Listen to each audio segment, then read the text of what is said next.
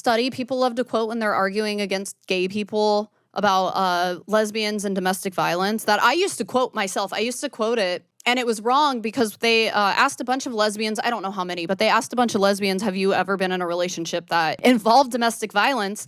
And a good chunk of them said yes, but a lot of lesbians were closeted for a chunk of their life and came out later in life, especially with lesbians. It's one of those things that, you know, they stay in the closet. Especially back then. Yeah, so when you're in a relationship with a man, men tend to commit the most domestic violence against their partners. So, but they didn't specify that in the study. It was just, oh, lesbians commit the most domestic violence because they've all experienced it. And people love to quote that study. And I'm like, no, because a lot of these lesbians were in relationships with men. Now you're just taking data that is just doesn't actually, it's a fallacy. You're arguing a fallacy based on a study that is a fallacy. Yes. Because there are important details that were taken out of it. Many of these psychological studies are just fallacies created by like a kid in college who was like, this will prove something, but it doesn't prove anything.